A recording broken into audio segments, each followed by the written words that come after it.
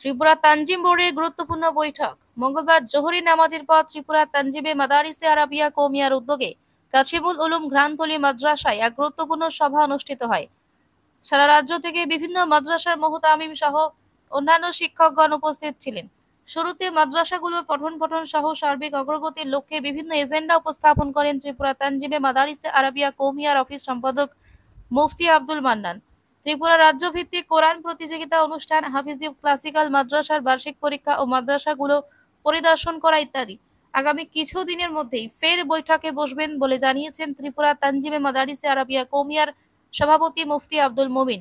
অন্যান্যদের মধ্যে উপস্থিত ছিলেন তানজিমের সম্পাদক মুফতি ফৈয়াজ উদ্দিন, কাশিমুল উলুম ঘ্রাণতলী মাদ্রাসার মুহতামিম মাওলানা সফর আলী সহ অনেকে।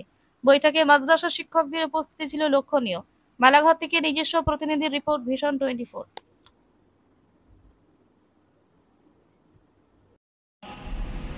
কাশিমুল উলুম ঘ্রাণতলী মেলাঘর মাদ্রাসাতে ত্রিপুরা রাজ্যের যে বেসরকারি মাদ্রাসাগুলো আছে, যার নাম তানজিমে মাদারিসে আরবিয়া কৌমিয়া ত্রিপুরা তথা বেসরকারি মাদ্রাসা সংগঠনের এক গুরুত্বপূর্ণ মিটিং গ্রামতলী মাদ্রাসাতে অনুষ্ঠিত হয়।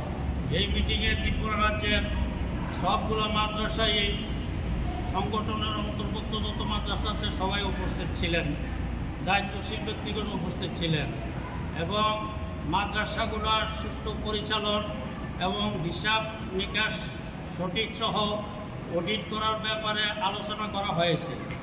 আগামী দিন এই অত্রত অঞ্চলে যে সমস্ত মাদ্রাসাগুলো আমাদের বোর্ডের অন্তর্ভুক্ত আছে ওগুলোকে পরিদর্শন করে রিপোর্ট তৈরি করা হবে। কোন মাদ্রাসা কতটুকুভাবে সফলতার সাথে তার শিক্ষা দান করিতে আছে এটার একটা কালকে পরিদর্শন করা হবে এবং আগামী কিছুদিনের মধ্যে আরেকটা মিটিং করে আমরা প্রতি বছর মাদ্রাসাগুলোর মান নির্ণয়ের জন্য বোর্ডের মাধ্যমে পরীক্ষা নেওয়া হয় এবং কোরআন প্রতিযোগিতা, বক্তৃতা প্রতিযোগিতা, গঠন প্রতিযোগিতার মাধ্যমে ছাত্রছাত্রীদের প্রতিভা মূল্যায়ন করি এবং এটাকে আমরা জনসমক্ষে তুলে ধরি। এটা এবারও হবে রমজানের আগে, হবে একদিন পরবর্তী মিটিংয়ে এবং সবগুলো মাদ্রাসার যেন সুষ্ঠুভাবে পরিচালনা করেন, সবাই সহমতভাবে মাদ্রাসাগুলার সব দিক আলোচনা করে এই মিটিংয়ের মধ্যে সবাই একটা অগ্রণী ভূমিকা পালন করেন। মাদ্রাসাগুলো সুষ্ঠুভাবে যারা আমাদের সমাজের যেন সমস্ত ছাত্রছাত্রীরা সুশিক্ষা পায় এবং আগামী দিনে যেন তারা ভালো মানুষ হিসাবে দেশ ও জাতির সেবক হিসাবে সৃষ্টি হয়।